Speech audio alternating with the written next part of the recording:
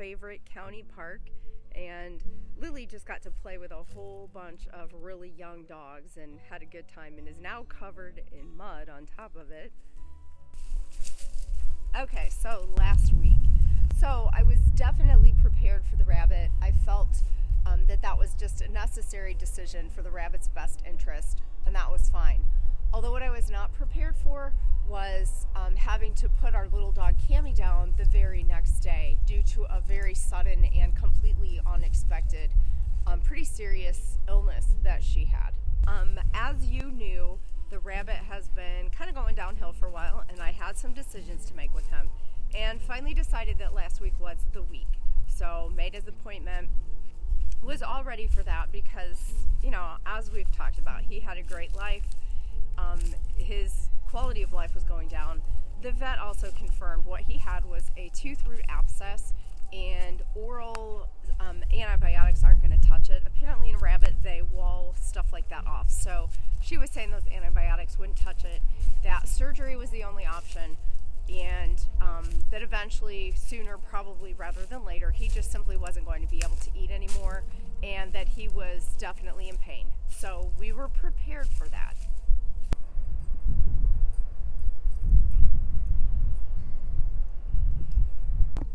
Unfortunately, something happened that I completely was not prepared for.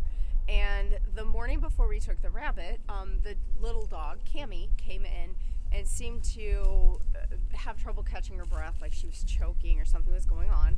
Acted a little weird, but seemed okay when I went to work. So I went to work that day, came straight home to take the rabbit, and noticed that Kimmy was having a little bit of trouble walking, seemed to be a little out of it.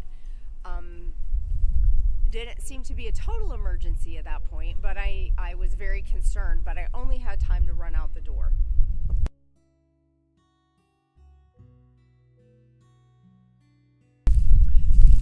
So I went ahead and took the rabbit, knowing that I was probably going to be coming straight home and taking Kimmy to the vet. We got home and I was able to spend a little more time with her, and it was obvious that she had something terrible going on neurologically, like she had a stroke or something happened to her. So we spent the rest of the evening until about 11 o'clock at night in the emergency vet facility. Kimmy was not given a good diagnosis. The vet felt that she probably had a brain lesion and that there wasn't really any hope for her, and sent us home with what she called a Hail Mary of steroids to see if we could buy her any time, and some like pain medication.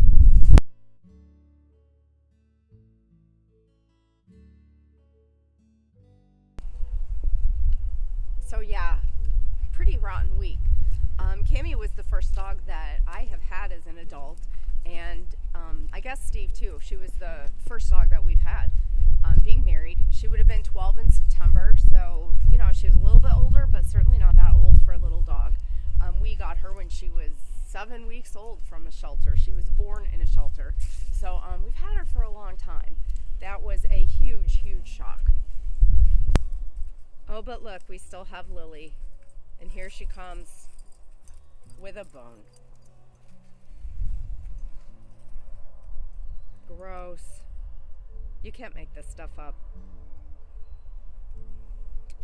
But that actually worked out really well, because that was one of the things I wanted to talk about in this video, was that I'm really grateful for YouTube this week.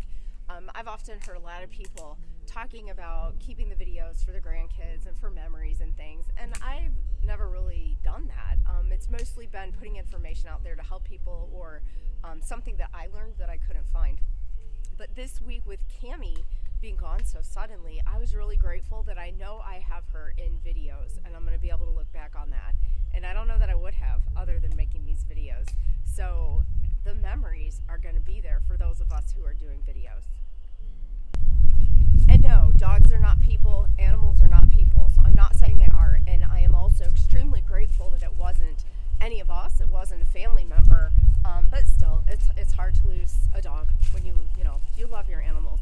But the other thing that I am really grateful for, and one of the things that I talk about in our channel, is not having debt. We did a few tests and did a few things that it was probably useless, but it sure felt a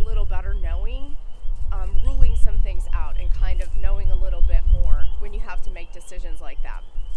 And it struck me that if we had still been in debt, I wouldn't have been able to do that. We probably would have just had to make a decision to watch her suffer or just put her down and not know.